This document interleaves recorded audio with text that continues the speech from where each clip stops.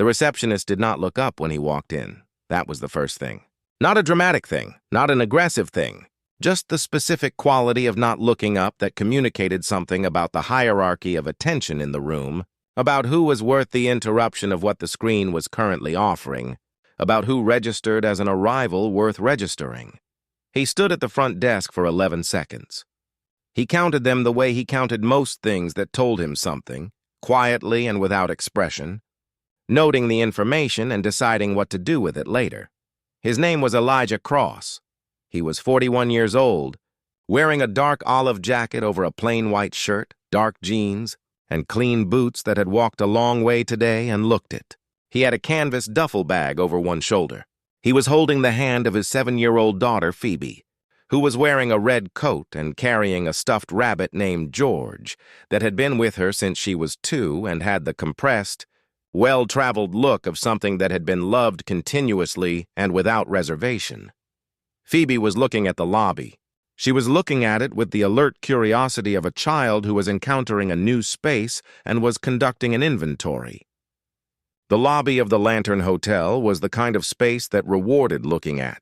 Warm wood tones and low lighting, a reading corner with 2 deep chairs and a lamp that cast a circle of amber light, a small arrangement of fresh flowers on the desk, a wall of local artwork along the south side that changed with the seasons. The artwork currently on display was a series of landscape paintings by a woman from the county who worked in oil and had a particular gift for capturing the quality of morning light on water.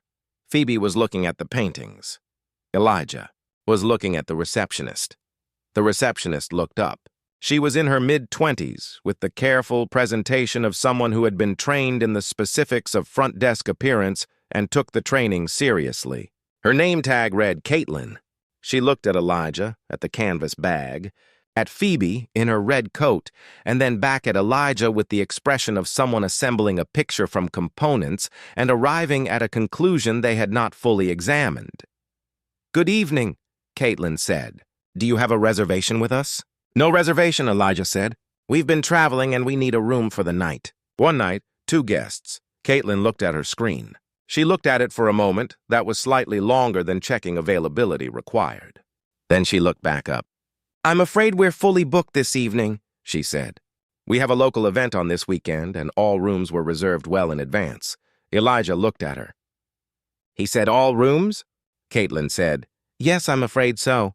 Completely full." She offered the small, regretful smile of someone delivering news they expected to be accepted without further discussion.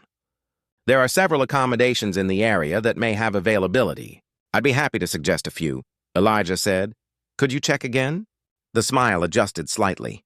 "I've just checked," she said. "There's nothing available this evening. I'm sorry for the inconvenience." Phoebe had come away from the paintings and was now standing beside her father, looking at the woman behind the desk with the frank, unguarded attention of a 7-year-old who had not yet learned to look at things sideways. She had George tucked under one arm and her other hand in Elijah's. She said, in the tone of someone stating an observable fact, "There are keys on the board behind her." Elijah looked at the board behind Caitlin. There were, in fact, 3 key sets hanging on their hooks, visible above the desk, clearly indicating unoccupied rooms. Caitlin turned slightly, following the line of Phoebe's observation. She turned back and the smile had become something more effortful. "Those rooms are held for late arrivals with reservations," she said. "They're already allocated." Elijah looked at the keys. He looked at Caitlin. He said, "I understand. Could I speak with your manager?" Something in Caitlin's expression shifted in the specific way that expressions shifted when a conversation had departed from the path that had been prepared for it. She said, "Our manager is off-site this evening." Elijah said, "Is there a duty manager?" Caitlin said, "I can take a message and have someone call you in the morning." Elijah said, "I'd appreciate the duty manager. Tonight, if that's possible." Caitlin held his gaze for a moment. Then she reached for the phone. Phoebe looked up at her father. She said, "Daddy, those keys are right there." Elijah looked down at her. He said, "I know, baby." She looked at the keys, and then at Caitlin, and then at her father, with the expression of a child who was doing the arithmetic of a situation and finding that it did not add up. She did not say anything further. She went back to looking at the paintings. Because the paintings were good and the situation at the desk was something her father was handling, and she had sufficient trust in his handling of things to redirect her attention to something more interesting. The duty manager arrived 7 minutes later. He came from the back office with the slightly compressed efficiency of someone who had been called away from something and was moving quickly without appearing to move quickly. His name tag read Patrick, and he was in his early 40s. With the look of a man who had been in hospitality long enough to read a situation from across a room before he reached it. He read this one from approximately 15 feet away. "Good evening," he said, arriving at the desk and positioning himself beside Caitlin with the practiced geometry of someone who had done this before. "I understand you're looking for accommodation this evening."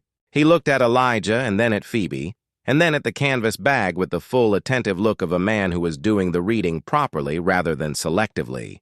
"I'm Patrick, duty manager. How can I help?" Elijah said, "I was told there are no rooms available. I can see 3 key sets on the board." Patrick looked at the board. He looked at Caitlin. Something passed between them that was not quite a question and not quite an answer. Caitlin said, "Those are held for late arrivals." Patrick said, "Which reservations?" Caitlin opened her mouth. She looked at her screen. She looked at it for longer than retrieval required. Patrick kept his expression professional and even, and waited. Caitlin said, "The Harrington party, and the Delacroix booking, and room 11 is held pending." Patrick looked at the screen from his position beside her. He looked at it with the attention of someone who knew what they were looking for. Then he straightened and looked at Elijah. He said quietly and without theater, "I can offer you room 7. It's one of our standard rooms, 2 beds, en suite, quiet side of the building. It's available." Caitlin said nothing. She was looking at the desk. Elijah said, "Thank you," Patrick said. "Let me get the key for you." He moved behind the desk and took the key from the board with the clean economy of someone doing the right thing without making a performance of it, and he set it on the desk and provided the rate and asked for Elijah's card and processed the check-in with the professional efficiency that the moment had been missing since they walked through the door. Phoebe had come back from the paintings. She stood beside her father and watched Patrick process the card with the serious attention she brought to things she had decided were important to understand. When it was done, she said, "Thank you," to Patrick, with the formal sincerity of someone who meant it. Patrick looked at her. He said, "You're very welcome."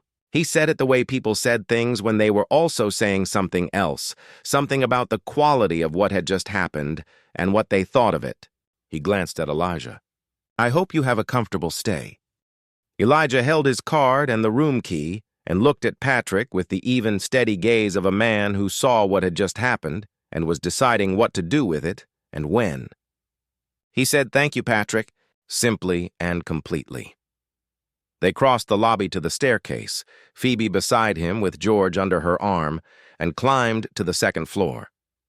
Room 7 was at the end of the corridor, a quiet room, as Patrick had said, with 2 beds and a window that looked out onto the garden at the back of the building rather than the street. Phoebe went immediately to the window and looked at the garden in the dark, at the shapes of the low hedges and the path running between them, just visible in the light that came from the ground floor windows below. "There's a garden," she said. "There is," Elijah said. "Can we go in it in the morning?" "If it's not raining," he said.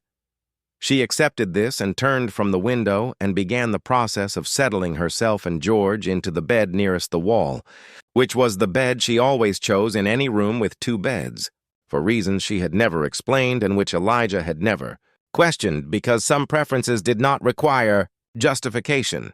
He set the canvas bag on the luggage rack and sat on the edge of the other bed and looked at the room. It was a good room. Small and well-considered with the specific quality of a space that had been designed rather than assembled, where the proportions were right and the light was right and nothing was there that didn't need to be. The artwork on the wall above the desk was a single piece, a small oil painting of a coastline at dawn, the water pale and the sky beginning to color at the horizon. He had approved that painting. He had sat in a conference room 3 years ago with the interior designer and the curator who handled the hotel's art program and gone through 40 images on a screen, and when that one came up, he had said, quietly and without deliberating, "That one." And it had been framed and hung, and it had been in this room ever since. He was looking at it now from the bed of a room he had been told did not exist. He thought about Phoebe saying those keys are right there. He thought about the way she had said it. Without accusation, without anger, just the clear-eyed statement of an observable fact by a child who had not yet learned to look at things sideways. He thought about what it was to be 7 years old, and to see the keys, and to say the obvious thing because the obvious thing was true, and why would you not say a true thing? He thought about all the rooms he had been in over the past 18 years where the obvious thing had been true, and people had built elaborate structures of words around it to avoid saying it directly, and how the structures had never once changed the truth, only delayed the encounter with it. He had built the Lantern Hotel 11 years ago. He had built it from a building that had been a dry goods warehouse for 60 years, and before that a mill, and before that something he had found in county records but could no longer remember. And he had spent 2 years and a significant part of everything he had at the time, turning it into a place where people could sleep and eat and sit in a reading corner with a good lamp and feel that they had arrived somewhere worth arriving. He had not built it with his name on the front because his name on the front was not the point. The point was the place. The point was the paintings and the flowers and the proportions of the rooms and the garden that could be walked in on mornings when it was not raining. He had built it through a holding company because he had other properties and other projects, and the way he organized his work made anonymity practical as well as intentional. He had not visited in 4 months. He had not called ahead because he never called ahead. He had come with his daughter and a canvas bag because they had been driving since noon, and the thought of another hour on the road had seemed like the wrong decision at the junction where he made the turn. He had made the turn and come to a hotel he owned and been told there was nothing available. He did not feel anger. He had passed through anger early, not dramatically, not with heat, just the quick internal registration of a temperature that he had learned to note and then let pass without building a house in it. What he felt now was something more considered, a kind of clarity that arrived when situations removed all ambiguity from themselves and left only the plain shape of what they were. Phoebe was in her bed with George, looking at the ceiling with the specific quality of attention that meant she was not quite ready for sleep, but was deciding about it. She said, "Daddy." He said, "Yeah." She said, "Why did the First Lady say there were no rooms?" He thought about how to answer that honestly and in a way appropriate to 7 years old. He said she made a decision about us before she knew us, and the decision turned out to be wrong. Phoebe thought about this. She said, "Because of how we look?" He said, "Probably some of that." "Yes." She was quiet for a moment. Then she said, "That's not fair." "No," he said, "it isn't." She said, "But then the man fixed it." Elijah looked at his daughter. He said, "Patrick, yes, he fixed it." She said, "So it worked out." He said, "It worked out." She appeared to consider whether this was sufficient. Then she said, "But it shouldn't have needed fixing." Elijah looked at her in the dim room. 7 years old, and she had put her finger on the exact center of the thing, the gap between what happened and what should have happened, between the fixing and the not needing to be fixed. He said, "You're right. It shouldn't have." She nodded. She pulled George closer. She said, "I'm going to sleep now," he said. "Good night, Phoebe," she said. "Good night, Daddy." And then, almost as an afterthought, but not quite, she said, "I liked the paintings downstairs." He said, "I know you did." She said, "Who made them?" He said, "A woman from near here. She paints things in the morning when the light is just starting." Phoebe considered this. She said, "That seems like a good time to paint." He said, "I think she thinks so too." Phoebe said nothing further.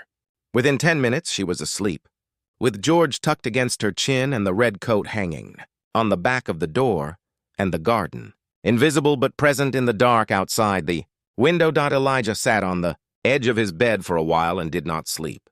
He thought about what he was going to do in the morning, not with urgency, not with the compressed energy of someone managing a crisis, but with the patient deliberation of someone who believed that the correct response to a situation was the one that addressed the actual problem rather than the presenting symptom. The presenting symptom was Caitlin, and the three keys and the things she had said. The actual problem was something larger and more structural. The gap between the values he had built this hotel to embody and the values that were operating in it tonight at the front desk, and the question of how that gap had formed and what it would take to close it. He had built the Lantern to be a certain kind of place, not expensive in the way that excluded people by design, not cheap in the way that communicated carelessness, but genuinely good in the specific sense of a place where the quality of the stay was the same regardless of how the guest arrived, regardless of what they were wearing or carrying or what their name suggested about their background. He had written that principle into the staff handbook himself, in plain language that he had revised 4 times until it said exactly what he meant and nothing else. He had written it. He had put it in the handbook. He had trusted that the handbook would carry the value into the room. Tonight, the room had told him that a handbook was not sufficient, that the value had to live somewhere more durable than a document, somewhere in the daily culture of the place, in the way that people were trained and observed and corrected and held to account, in the specific language that managers used when they talked about what the hotel was for. He had not been close enough to this building for the past year to know whether that culture was holding. Tonight had told him it was not entirely holding. That was information he needed and would use. He made 2 notes on his phone. Not emails, not messages, just notes to himself in the plain language he used for things he needed to think about before he acted on them. The first note was about the training review he was going to commission from Patricia, who oversaw people development across 3 of his properties and who had a gift for finding the gap between stated values and actual practice. The second note was a question he was going to ask himself before he spoke to anyone else, which was this: what did I not build well enough that this was possible? He saved the notes and put his phone down and looked at the coastline painting on the wall, at the pale water and the beginning of the sky. He had found that painting in a folder of 200 images sent by the curator and had said that one immediately and with certainty, the way he made most decisions that were actually about something, not through deliberation, but through the recognition of a fit that was either there or wasn't. He had felt the fit immediately. The dawn light, the water just becoming itself, the sense of a day that had not yet decided what it was going to be. He had wanted it in this room because he had wanted the people who stayed here to wake up in the morning and see a day, beginning, and feel that possibility as a fact, rather than an abstraction. He looked at it now and thought about beginnings, about the warehouse it had been and the 2 years of work and the opening night, when he had stood in the lobby with a glass of water and looked at the reading corner and the paintings and the flowers, and felt something he did not have a name for, but recognized as the particular satisfaction of a thing becoming what it was always meant to be. He had built this place. He had built it from nothing, from a building that was empty and a vision that was not yet real, and he had made it real through the daily patient work of deciding and building and refining and deciding again. He had done it quietly, without his name on the front, without interviews or profiles or the kind of visibility that some people needed in order to feel that the work was real. The work was real. The room was real. The painting was real. The garden was real, and in the morning, if it was not raining, a 7-year-old girl in a red coat was going to walk in it with a stuffed rabbit named George, and that would be real too. He got into bed. He lay in the dark and listened to the quiet of the building, the specific quality of quiet that a building had when it was properly insulated and the guests were settled and the night was doing what nights did. It was a good quiet. It was the quiet he had designed for. He closed his eyes. In the morning, he would speak with Patrick first. Patrick had done the right thing, and Elijah wanted him to know that was seen and noted and would be reflected in the way the conversation was framed. He wanted Patrick to feel, going into the harder conversation about what had happened before he arrived, that he was standing on ground that had been recognized as solid. Then he would speak with Caitlin. That conversation was going to be more difficult and more necessary, and he was going to have it without the heat of the previous evening. in the specific temperature of a morning that had had time to settle, and he was going to say the true things directly without decoration, because the true things were sufficient and did not need dressing.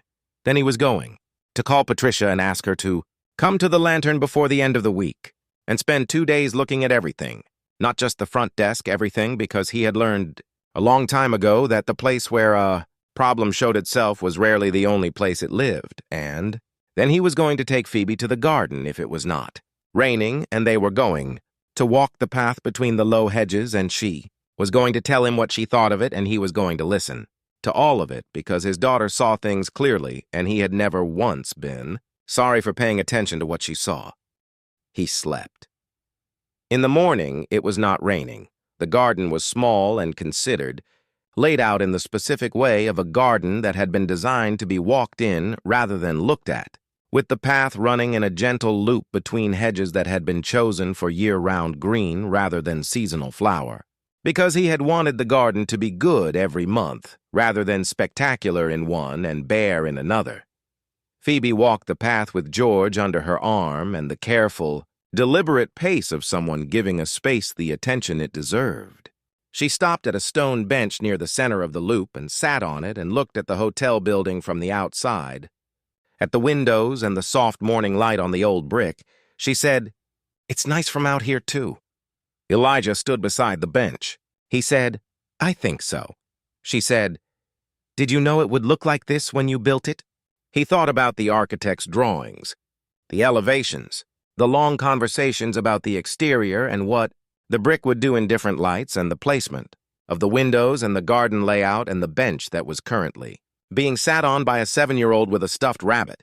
He said, "I hoped it would. You don't always know for certain. You make the best decisions you can, and then you find out." Phoebe looked at the building for another moment. She said, "I think you decided right." Elijah looked at his daughter sitting on the bench he had approved, in a garden he had designed, in a building he had built from nothing, telling him he had decided right. He felt something that was not pride and not relief, but lived in the space between them. The specific feeling of a thing becoming what it was meant to be, and someone you loved being present to see it. He said, "Thank you, Phoebe," she said. "You're welcome, Daddy," with the formal sincerity she brought to things she meant. Then she got up from the bench and continued along the path, and he walked beside her, and the morning was cool and clear, and the garden was exactly what it was supposed to be. Some things you build with your name on them. Some things you build with your name in the paperwork and the place itself forward. The first kind announced what it was. The second kind simply was it every day, in the quality of the light and the quiet and the paintings on the walls and the path in the garden that could be walked in on mornings when it was not raining.